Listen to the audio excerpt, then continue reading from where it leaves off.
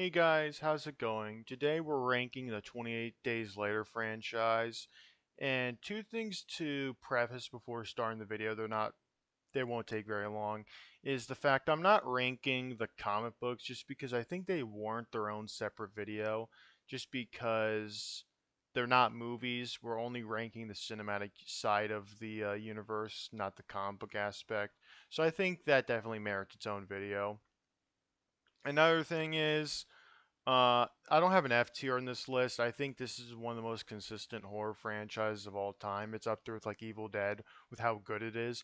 I don't consider a single 28 Days Later movie to be bad per se. I think there are some weak ones, especially one in particular. But yeah, I don't think we need an F tier. And let's just start off with the opposite of an F tier. That being 28 Days Later, I think this is one of the most classic zombie movies ever made. It's one of the best. It's one of my favorite horror movies of all time. Easily S tier. Hell yeah! Hey, come on, baby! Come on! Yes! Come on! To describe how good this movie is just because there's so much to think of. But starting off, like the visuals, I really love the visuals in this, even though it's like it's not, it's kind of dated. Yes, it might be hit or miss for a lot of people. People not might not like the visuals because they might assume that it's ugly, but I think the visuals kind of are amazing and they definitely combine with the movie and the material very well because the entire movie was filmed on like really raw, rough, like handheld cameras from like the early 90s and 2000s. So sure, it may seem dated, but I think it's intentional. It's artistically intentional, which is really cool. And they even did that recently with 20 years later, where they intentionally filmed with iPhones, which is also really cool. I love how experimental Danny Boyle is when he's helming a 28 Days Later movie. But besides the visual aspect of it, I think the story's amazing. Especially the third act is actually my favorite part of 28 Days Later because, sure, the running zombies are terrifying, and they're even more terrifying than the slow, shambling zombies. That's why I can't really get into a lot of Romero movies. I mean, I'm not dissing him, right? He's the king of zombies, he's the godfather of all of that, but it's just something to digress with. Not trying to offend Romero. He's probably turning in his grave right now saying no, but it's true. The running zombies are more terrifying. But where was I? Oh yes, in the third act. Sure, the zombies are terrifying in this just because they run, but I think the humans are kind of more terrifying. And it's such a cliche at this point because you see in The Walking Dead, but I think in this movie it's especially terrifying because these soldiers really are a lot more terrifying than the zombie because the things they try to commit to women especially are really disturbing because the sad reality is most people would be trying to commit that type of atrocity in the apocalypse because they either feel lonely or want sex. I mean, that's basically what they want, but they almost force it. Well, it's not almost, they are forcing it, which is really gross and grimy.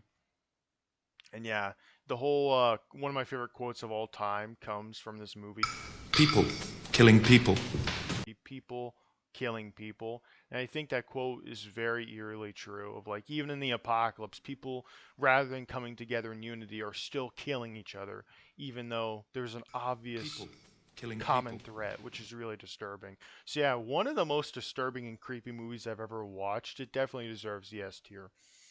And we're off to a very disappointing sequel, that being 28 Weeks Later. It's not bad. I just wish Danny Boyle directed this because, for those who don't know, the first 15 minutes, the reason why it's so amazing is because it's directed by Danny Boyle, the guy who made the first one, and the rest of it isn't, and you can really tell. But the movie's not bad. It's just your standard Hollywood blockbuster popcorn flick. Like it does that job quite well. It's very serviceable. It's just like I remember watching it recently and I just wanted more, especially from the story. Boring, boring. The story, it's so painfully average, and it has the dumbest survivors I've ever seen in a zombie apocalypse movie or just horror movie in general. Especially Don the dad, or even his entire family is just so dumb in this. Especially the children. Oh my god, they're so dumb. That's the one word I can describe this entire movie is it's just dumb. and I won't harp on it too much just because there's not much to talk about besides it being very mediocre. See, I think a C tier justifies the movie, but it's not painfully bad or like it's not boring. That's the it would be an F tier if it was boring. The worst a movie can be is boring, and it's not that. So I guess that's the biggest compliment I can think of when it comes to 28 weeks later. And now, after like 30 years, we get 28 years later, and I honestly think it's a masterpiece. I know that's a hot take. A lot of people think it's overrated. We got a really bad movie, and I don't agree with that. I think this movie is an epic masterpiece zombie movie Yeah, baby. because the whole point of the movie is the whole point of the movie is you're in the perspective of this kid Spike who's growing up in the zombie world in infected overrun UK, and you gradually see him grow up and realize how flawed his parents are.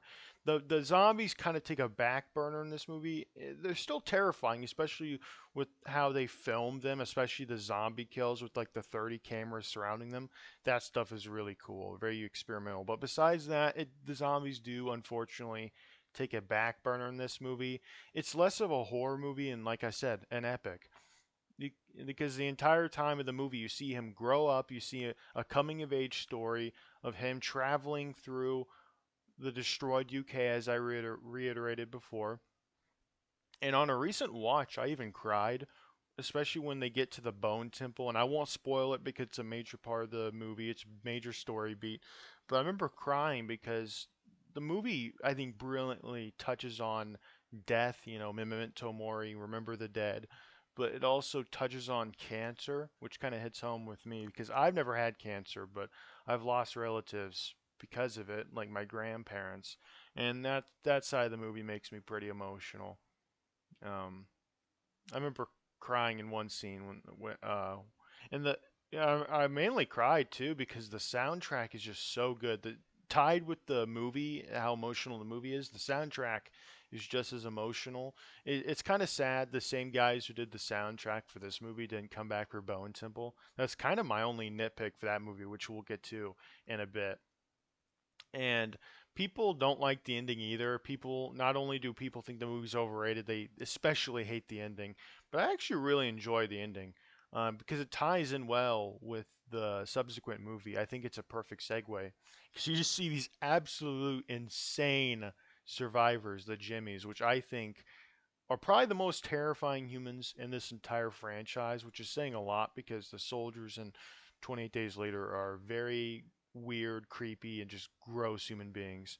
But speaking of the Jimmies, I think 28 Years Later Bone Temple is just as good as Years, but I don't want recency bias to fool me. I think the movie, like in my subjective opinion, I think it's an A tier, but I think down the line I might give an S on if I watch it a couple more times because I've seen 28 Years Later like 5 times. If I see this 5 times, I bet it'll go in an S as well. No, I'm gonna come, I'm gonna come, I'm gonna come. Man, Bone Temple is just probably the most badass movie on this list, or one of the most badass movies I've ever seen. Because you have like the coolest needle drops of all time. You have Duran Duran, and you even have Iron Maiden in a scene. The whole performance scene is so awesome in the Bone Temple, one of the most badass scenes ever filmed. And Nia, what's her name? Nia. I'm about to butcher her. I don't remember the full name. Nia Costa. Oh my God, I just butchered her name. I'm so sorry. She directed this. Danny Boyle didn't return for this one, but it was filmed immediately after, 20 years later. But I think she did a perfect job for this movie because if and a big complaint I bet people have for this movie is if you didn't like how the zombies step back in 20 years later, you're really not going to like this one because the zombies, and especially in this one, aren't really common in the footage. They're not really there. But I think that's the point of the movie because I mean it's been so long since the outbreak started, and you just really see how bad the survivors are, how morality is kind of lacking, and these impulses, these evil impulses, have festered in these survivors.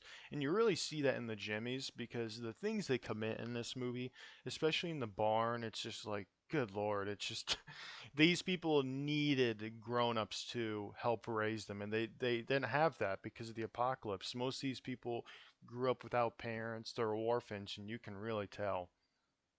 And I think it touches on that side of things really well, the absence of parents, because Spike at least grew up with a parent. The Jimmies did it, and you definitely see the other side of the coin when it comes to children growing up in this world. And I think they do it brilliantly.